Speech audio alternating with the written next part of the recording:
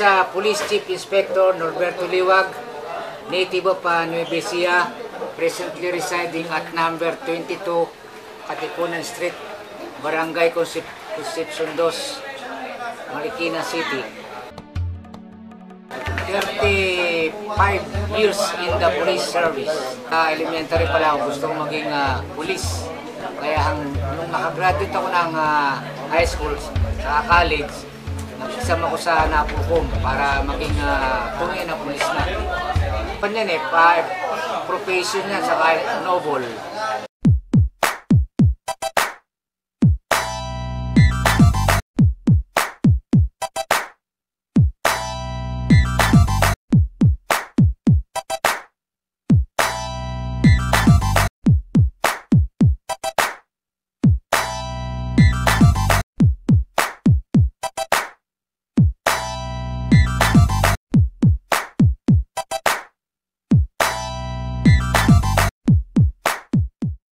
Pagka lumabas ng bahay, naka-uniforme at mag-duty na. Sabi ng matatanda, parang nasa hukay daw isang pa pagka pulis ka ngayon. Ang dami kong kasong hinawakan dyan tungkol sa warrant ng isang tao. May murder, may rape, meron sa drugs. Yan. Nung bagong pulis pa ako, yung Paracaligang dito sa Marikina, nagkaroon ng shootout dyan kasi may dala siyang baril, lumaban sa amin.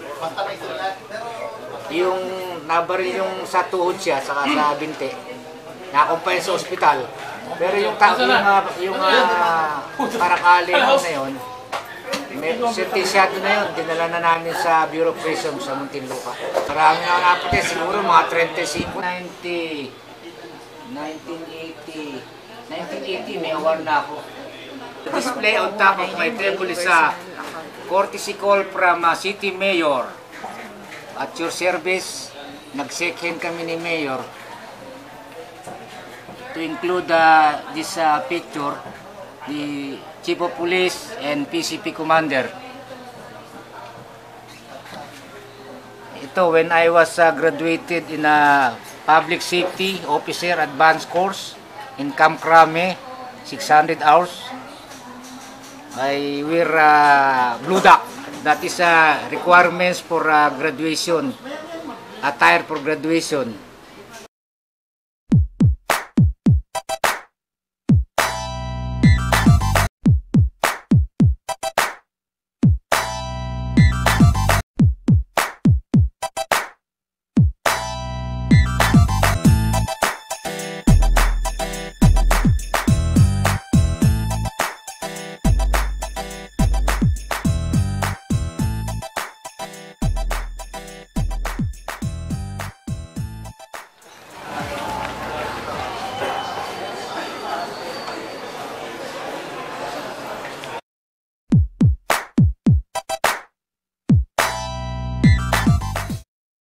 Magaling maghawak ng tao, mahusay magdala ng tao, at higit sa lahat, tumutulong sa mga trabaho namin, kung anong kulang namin, siya nagpupunan ng bagay na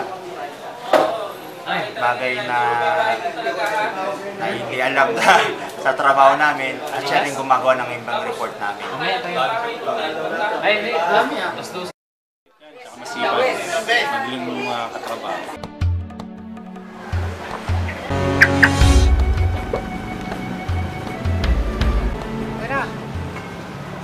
Oh, natutunan nyo rin yung bahay namin, ha? Sige, pasok kayo. Ito, ilawan natin.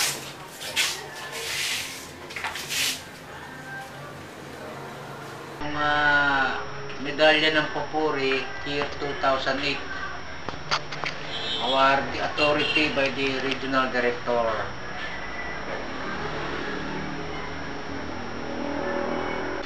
29 years of age when I received a medalya ng Papuri, medalya ng Kasanayan, medalya ng disaster relief. Ngayon, 35 years in the police service. Napping. Medalya ng Pupuri awarded sa amin. Binigyan kami ng Regional Director din. Arrest of suspect identified as Rolando Enotalio Bernabe alias Kalawang for violation of anti-carnapping law and violation of RA 6425 at Barangay Kalumpang, Marikina City on 02 May 2000. Drugs saka carnapping.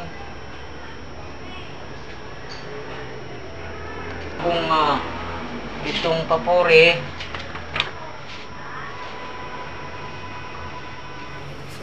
during my service commendation awards coming from Regional Director, National Police and City Police Station. Yung rubber in ban na huli namin, binigyan kami ng medalya ng Papuri. Robbery in ban. Policeman si public servant. My motto is to serve and protect the community, the people.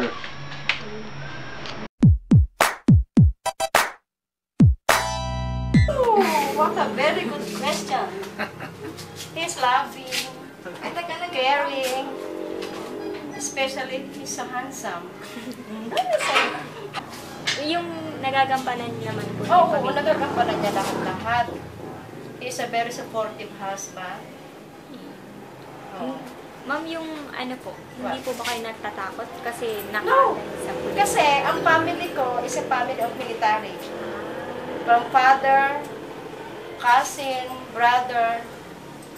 Kaya okay lang po, supportado niya po siya. Oo naman. Kaya handa na ako whatever happened to him. Then I know na isang pa ako nasa hukay. Yeah. Kaya kasi whatever happened to him, tanggap ko basta itinadhana ng panahon.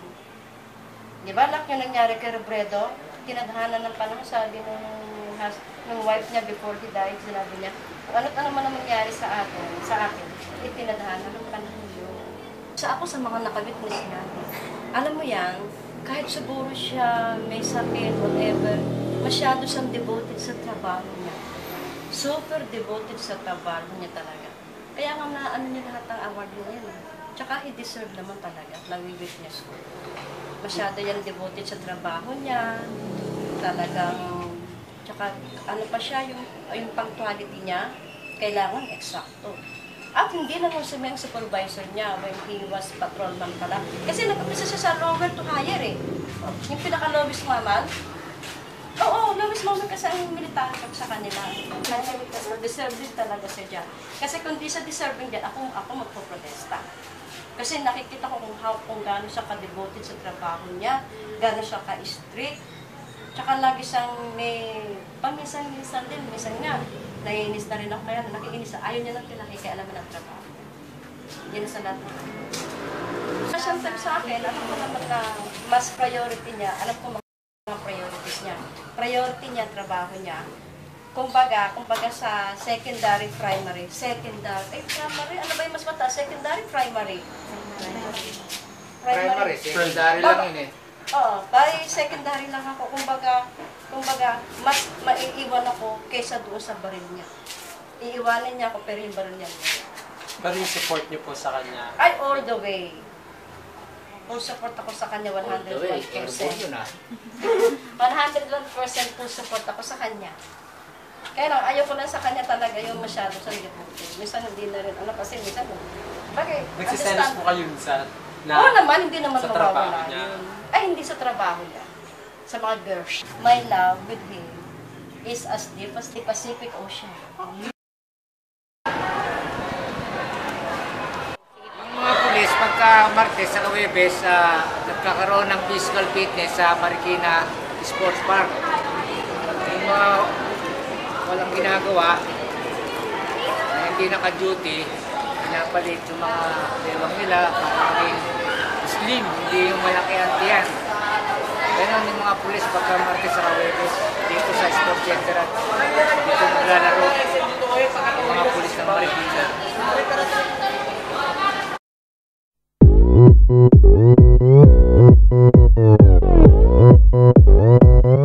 오빤 강남스타일 강남스타일 낮에는 따사로운 인간적인 여자 커피 한 잔에 여유를 아는 품격 있는 여자 밤이 오면 심장이 뜨거워지는 여자 그런 반전 있는 여자 너는 선어해 낮에는 너만큼 따사로운 그런 선어해 커피 식기도 전에 원샷 때리는 선어해 밤이 오면 심장이 터져버리는 선어해 그런 선어해 아름다워 사랑스러워 그래 너 그래 바로 너 아름다워 사랑스러워 그래 너 그래 바로 너 지금부터 갈 때까지 가볼까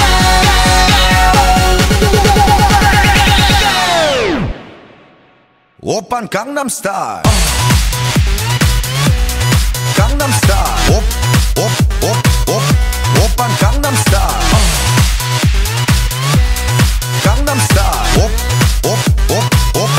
오빤 강남스타일 에이 섹시 레이디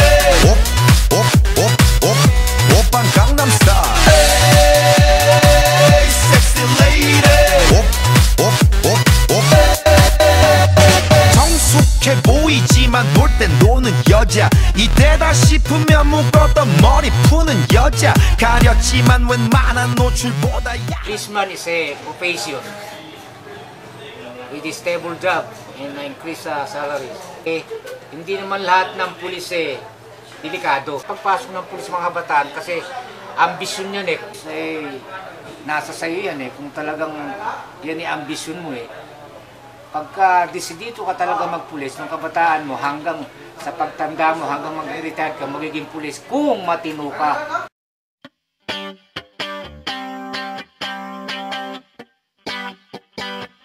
I'm feeling sexy and